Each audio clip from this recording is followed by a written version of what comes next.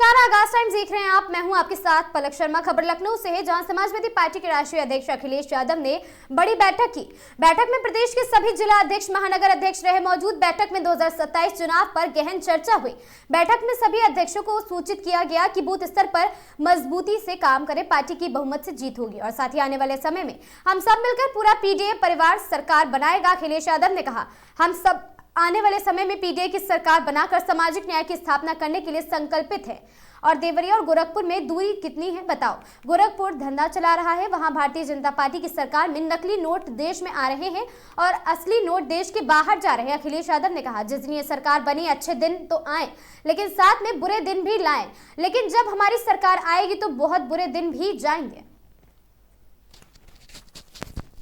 मैं कुछ कहूं उससे पहले मैं आदरणीय उदय प्रताप सिंह जी से कहूंगा कि 2 मिनट, क्योंकि 2 मिनट कुछ अपनी बात रख दें। उपस्थित सभी हमारे पार्टी के बड़े बड़े जो वरिष्ठ नेतागण हैं और जो असली सिपाही हैं, जो सामने बैठे हुए बहुत से लोग, मैं सबको बहुत बहुत बधाई देता हूं। आज के इस जो कार्यक्रम आपने किया है बहुत सफल हुआ। परसों नरसों मेरी बात हो रही थी, आज आए दोबारा तो हम जैसे बहुत से लोगों की उम्र बढ़ जाएगी और वो जो लोग जिन्होंने समाजवाद का सपना देखा था और नेताजी ने जिन उद्देश्यों को लेकर जो समाजवादी पार्टी बनाई थी वो पूरी होगी। लेकिन एक बात मैं आपसे ज़रूर कहना चाहता हूँ कि अभी इशारा किया था राष्ट्रीय अध्यक्ष जी ने कि हम जब जनता के बीच में जाते हैं तो हमें अपना व्यवहार और अपना उनके साथ व्यवहार और अपना चरित्र और अपनी बोलचाल और अपनी भाषा, उस आचार विचार, इसका भी बहुत बड़ा प्रभाव पड़ता है। और बहुत बड़े लोग बहुत कुछ बता दिया लोगों ने, मुझे कुछ नहीं कहना। मुझे तो ये कहना है कि आप तो ये प्रश्न, मैं तो कवि हूँ, मैंने तो एक प्रश्न किया है, सिर्फ 2-4 लाइनें सुनाऊंगा मैं। आप ये प्रश्न कर सकते हैं सरकार से कि तुमने क्या काम किया ऐसे अभागों के लिए, तुमने क्या काम किया ऐसे अभागों के लिए जिनकी मेहनत से तुम्हें ताज मिला, तख्त मिला, उनके सपनों के जनाजों में तो शामिल होते, तुमको शतरंज की चालों से नहीं वक्त मिला। तुमने देखे ही नहीं भूख से मरते इंसान, सिलसिले मौत के जो बंद नहीं होते हैं, और उनके पैबंद लगे चिथड़े ये गवाही देते कि उनके आदर्शों में पैबंद नहीं होते हैं। पूछता हूं तुमसे, बता दो ऐ सियासत वालों, आदमी ये जो काम कर रही है, जो नफरत फैला रही है, उस पर मैंने 4 पंक्तियां पढ़ी हैं कि पूछता हूं मैं, बता दो ऐ सियासत वालों, आदमी अपने ही ईमान का दुश्मन क्यों है? एक ईश्वर है पिता, उसका सगी 2 बहनें, आरती और नमाजों में ये अनबन क्यों है?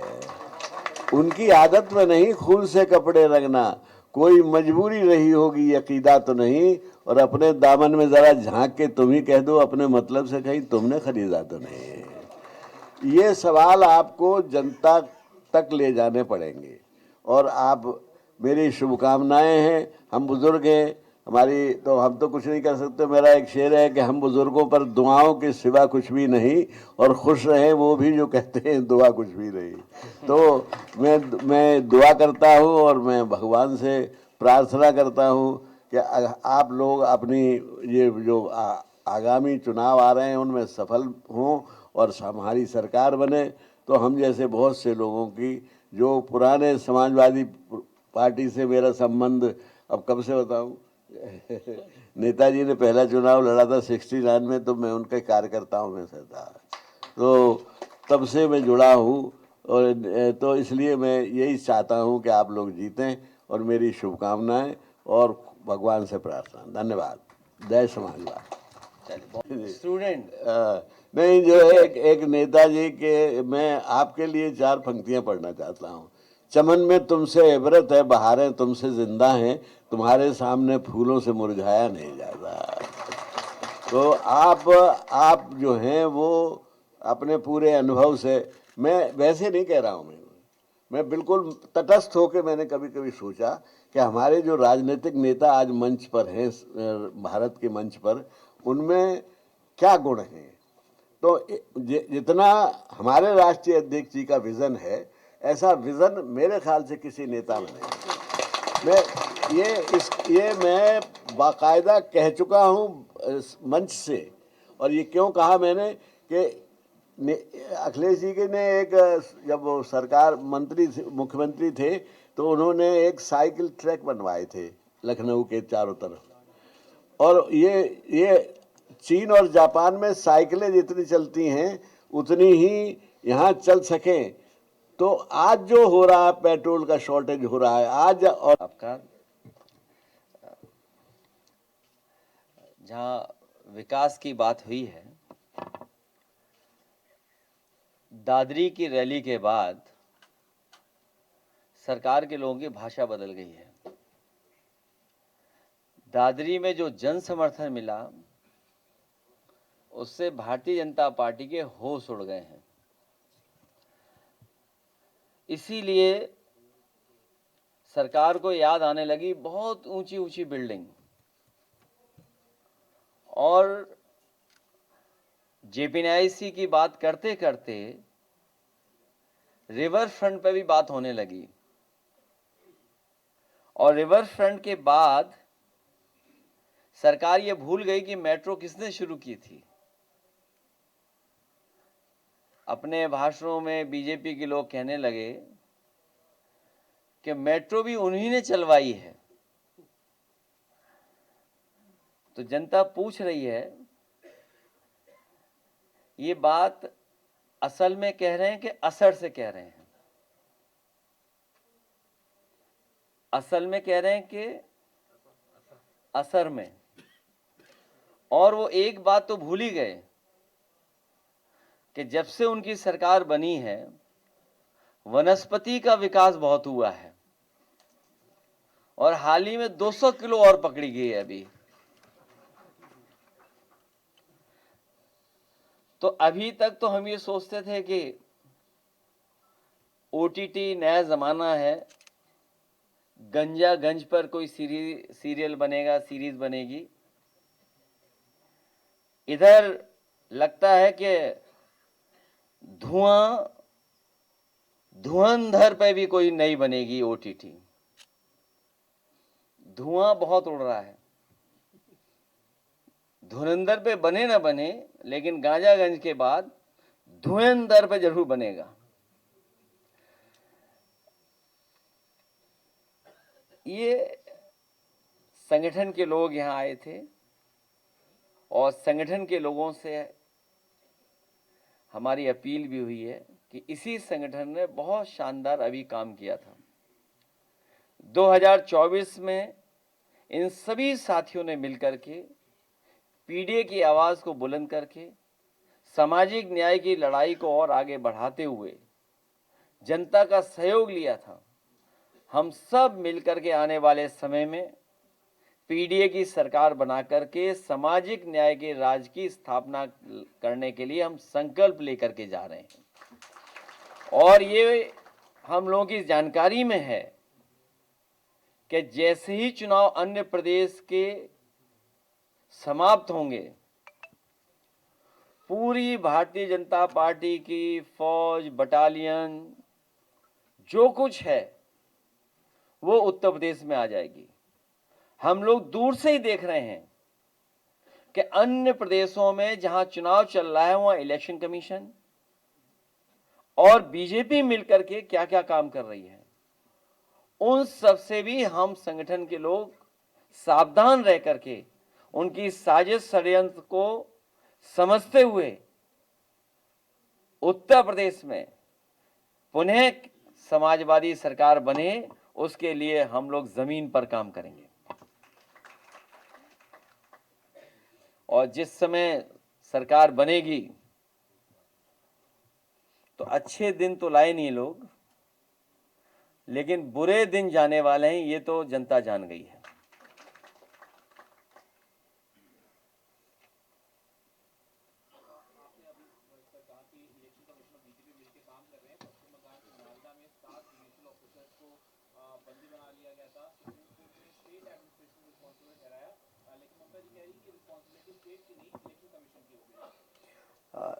जिस समय चुनाव घोषित हो जाता है, ये नियम है, और इलेक्शन कमीशन इतने अधिकारियों को हटाया गया है, और अधिकारियों को इसलिए हटाया गया है कि वो इलेक्शन कमीशन का निर्देश सीधा माने। तो अगर कोई घटना घटी है और किसी तरह की कोई बात सामने आई है, तो इलेक्शन कमीशन इसलिए भी जिम्मेदार बनता है क्योंकि चीफ सेक्रेटरी और डीजीपी और बड़े बड़े अधिकारी बंगाल में हटाए गए हैं। हमारा सवाल यहाँ ये बनता है कि पिछली बार जब यूपी का चुनाव हुआ था तो क्या इतने ही अधिकारी हटाए गए थे? और समाजवादी पार्टी ने लगातार शिकायत की थी अधिकारियों की कि ये अधिकारी भारतीय जनता पार्टी के एजेंट बनकर के काम कर रहे हैं। एक भी अधिकारी नहीं हटाया गया, और बाई इलेक्शन बहुत करीब से हम लोगों ने देखा।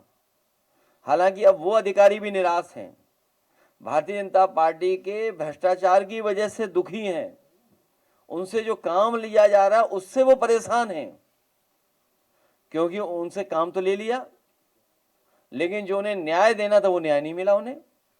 उदाहरण के लिए फैजाबाद, एक अधिकारी पे बहुत आरोप थे, बड़े पैमाने पर आरोप थे, और उस पर यही कह करके कि आपको सरकार से राहत मिलेगी, सरकार मदद करेगी, आप पूरी बेईमानी कराओ। उसने बेईमानी तो करा दी लेकिन अभी उसे राहत ही नहीं मिली। तो उत्तर प्रदेश में क्या इसी तरह इलेक्शन कमीशन ने अधिकारी हटाए थे? क्या विपक्ष की जो शिकायतें थी इलेक्शन कमीशन में दी गई थी, क्या किसी भी अधिकारी पे कार्रवाई हुई?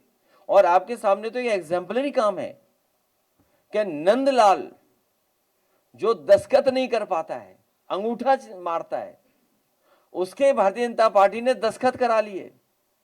बताओ, इलेक्शन कमीशन ने किसी अधिकारी पे कार्रवाई की हो तो बता दो।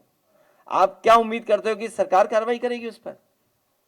हम आप ही से जानना चाहते हैं, मान लीजिए कि जो नंदलाल जिसके दस्तखत नकली किए इन्होंने, भारतीय जनता पार्टी के लोगों ने किए, तो कार्रवाई कौन करेगा? इलेक्शन कमीशन के सरकार?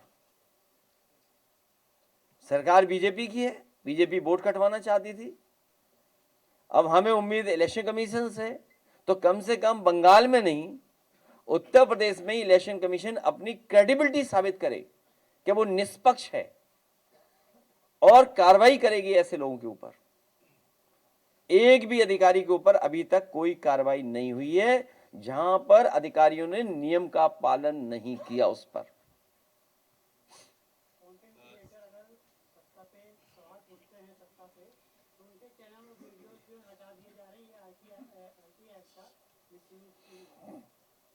आप लोग सरकार हटाओ, पीडीए सरकार लाओ, डेमोक्रेटिक गवर्नमेंट लाओ, जो आपकी सुनवाई हो वो सरकार लाइए।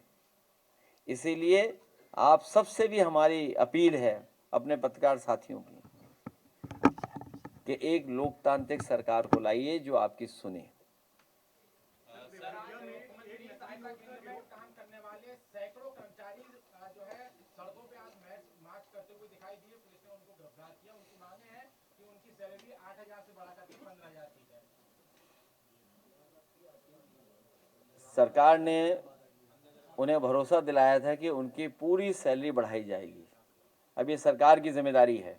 मैं उन सबसे अपील करना चाहता हूं कि आपके अच्छे दिन तो लाई नहीं है सरकार, अब इनके बुरे दिन हटे यहाँ से, उसके लिए हमारी मदद करें। नोट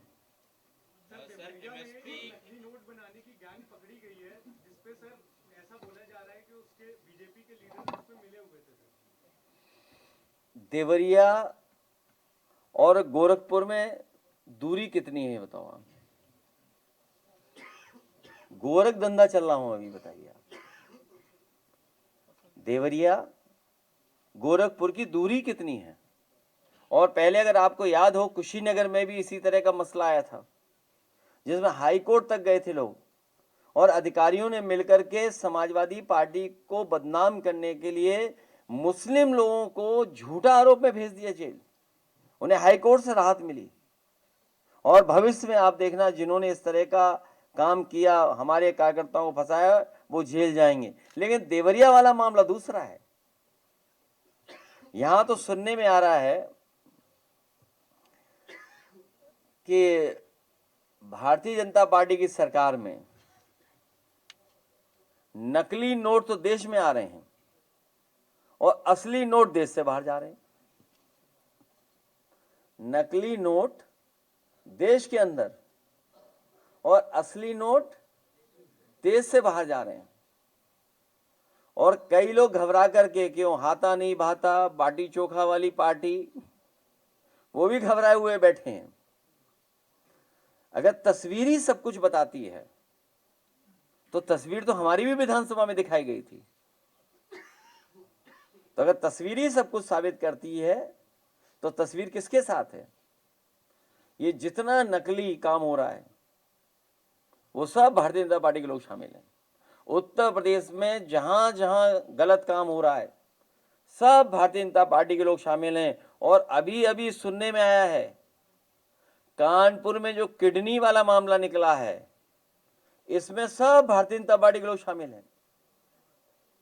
सब भारतीय जनता पार्टी के लोग शामिल हैं।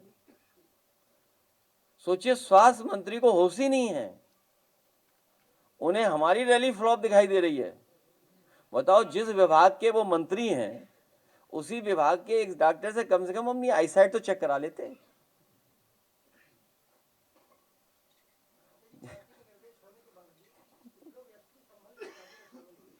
हैं?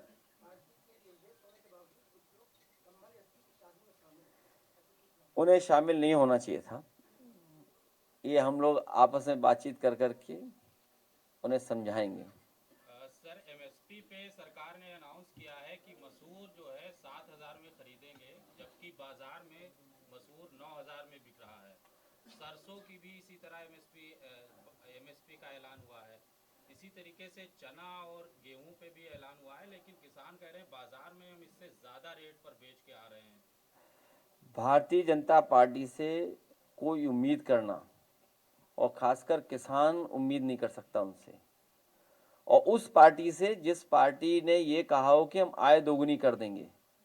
इस महंगाई में जब लागत बढ़ती जा रही है, डीजल, पेट्रोल, कीटनाशक दवाई, बीज, खाद, अन्य चीजों की लगातार कीमत बढ़ती जा रही है, तब इन्हें आय दोगुनी के लिए कितना एमएसपी तय करना चाहिए।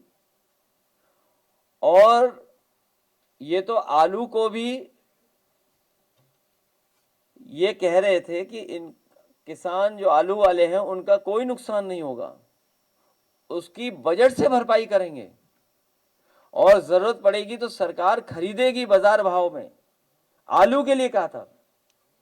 बताइए, अगर 1 किलो भी आलू भारतीय जनता पार्टी ने खरीदा हो तो जब बाजार भाव ज्यादा है तो सरकार की जिम्मेदारी बनती है बाजार भाव से ज्यादा किसान को कीमत दें, उसकी पैदावार की कीमत इसलिए दें क्योंकि आय दोगुनी तभी मानी जाएगी, तभी होगी।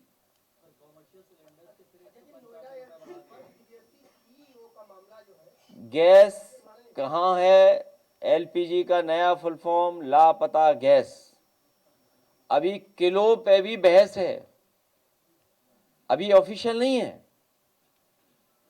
आपके कई चैनलों ने ये दिखाया कि जो 14.2 किलोग्राम का है वो 10 का बिकेगा, 10 का मिलेगा, लेकिन सरकार डिनाई कर रही है उस बात को लेकर के। अब बताओ, हम लोग नापने जाएं क्या वजन?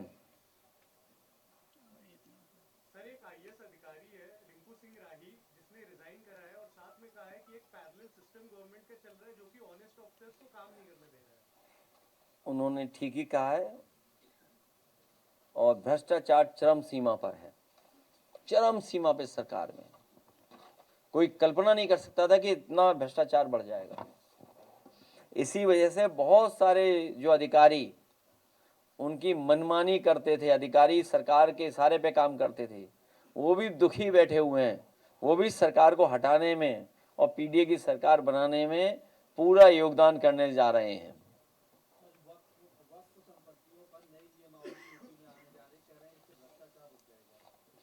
जो खुद ही भ्रष्टाचार में शामिल हैं उनसे क्या उम्मीद करोगे आप? ग्रीन रोड पे गए हो, वो क्या बनाए, ग्रीन हाईवे क्या बोलेंगे आप, ग्रीन कॉरिडोर। ग्रीन कॉरिडोर पे चल के आओ कभी आप, तो आपको पता लग जाएगा कितना भ्रष्टाचार हुआ। ग्रीन कॉरिडोर, और ये पूरे प्रदेश के लोग हैं। भारतीय जनता पार्टी के लोगों से कहो कि पानी की टंकी के नीचे खड़े हो जाएं और प्रेस करें, और जो वहां कर्मचारी हो उससे कहो कि पानी भर दे पानी की टंकी में। बताओ कितने भारतीय जनता पार्टी के लोग खड़े हो जाएंगे वहां नीचे? क्यों नहीं खड़े होंगे? क्योंकि उन्हें पता है कि जैसे ही पानी भरेंगे उसमें भारतीय जनता पार्टी के भ्रष्टाचार के दबाव नहीं सह पाएगी पानी की टंकी। दादरी में आपकी जनसभा देखने को मिली, अब अगली जनसभा आप कहां पर करने वाले हैं और मथुरा में कब जाएंगे? पिछली बार भी यही सवाल था, इस बार भी यही है। मथुरा? पिछली बार ये बताओ कितनी बार है मथुरा? नहीं, मथुरा में क्योंकि लगातार लोग मुझसे पूछ रहे हैं। मैं अभी पिछले ही बीते दिन गई थी, जब परसे वाले बाबा की हत्या हुई थी, तो मैंने गांव-गांव में कवर किया था। वहां पे लोग कह रहे थे कि समाजवादी पार्टी के राष्ट्रीय अध्यक्ष अगर वहां आते हैं तो हमें कुछ और देखने को मिलेगा। हमारी पूरी सहानुभूति उन लोगों के साथ है। हाँ, इस तरह की हत्या, इस तरह के काम नहीं होने चाहिए। और जहाँ तक रैली का सवाल है, हम लोग अपनी वोटर लिस्ट ठीक करके अगली तारीख बहुत जल्दी दे देंगे।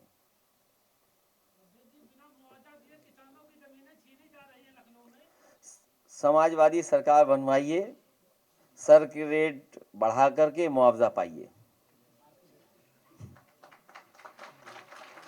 और जहाँ से ये आते हैं, ये खुद जानते होंगे, लखनऊ में 2 गांव शिफ्ट हुए थे, 2 गांव, और पूरे के पूरे गांव के लोगों की जो जो डिमांड थी वो पूरी की गई थी। और उसी का परिणाम है कि किसानों को बाजार भाव का मुआवजा दे करके रिकॉर्ड टाइम में आगरा लखनऊ एक्सप्रेसवे बनवाया था। हमारे जिलाध्यक्ष बैठे होंगे यहाँ, वो जो गांव शिफ्ट हुए वो जानते होंगे। कौन सा गांव है? माटीपुर। और आप गांव में जाइए, उनके पूछिए जाकर के कितना मुआवजा दिया। जो किसान ने कहा वो सरकार ने मांगा और माना। इसलिए भविष्य में किसानों की मदद के लिए, किसानों को सही मुआवजा देने के लिए अगर कोई काम कर सकता है तो समाजवादी पार्टी। पहले भी 64% बढ़ाया था और 4% हम लोगों ने प्लॉट दिया था। और जो एयरपोर्ट बन रहा है, अभी तो फेज 1 बना है, अभी तो फेज 2, फेज 3, फेज 4। ये अच्छा हुआ कि भारतीय जनता पार्टी की पोल खोलने के लिए बहुजन समाज पार्टी के नेता भी आ गए आगे सामने कि जेवर एयरपोर्ट किसने बनवाया है।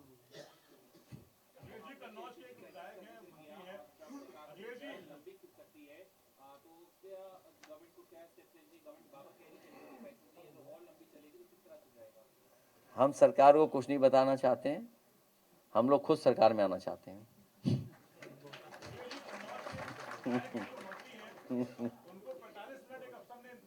किसने?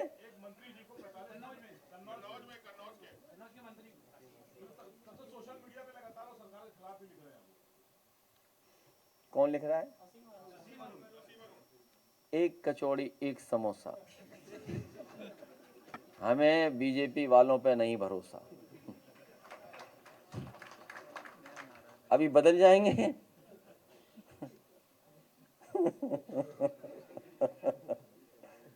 एक कचौड़ी एक समोसा।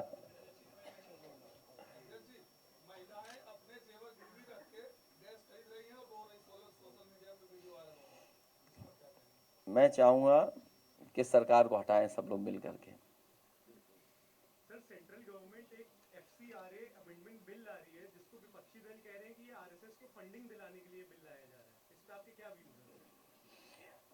मुझे सुनने में आया कि मथुरा वृंदावन में एक ट्रस्ट की जमीन हजारों एकड़ कब्जा कर ली बीजेपी वालों ने। गौशाला की जमीनें कब्जा कर ली ट्रस्ट की। और जितने चंदा वाले स्थान हैं, चंदा वाले स्थान, उन सब पे खुद बैठना चाहते हैं जिससे चंदा उन्हें सीधा मिले। कई केयर फंड, कई ऐसे डोनेशंस वो क्यों स्वीकार किए गए थे? ये भारतीय जनता पार्टी जानबूझ करके जनता को परेशान करने के लिए इस तरह के फैसले समय समय पर भारतीय जनता पार्टी लेती है।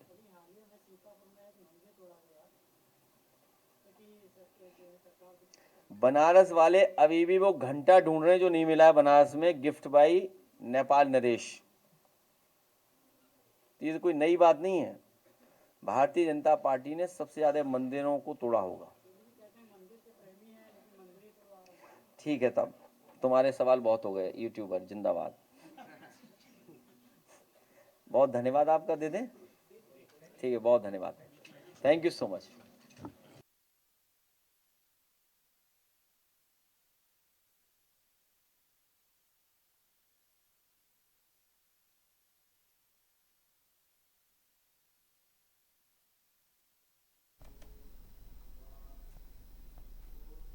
इस खबर में बस इतना ही। ऐसी खबरों से लगातार जुड़े रहने के लिए बने रहें हमारे साथ और देखते रहें आगाज टाइम्स।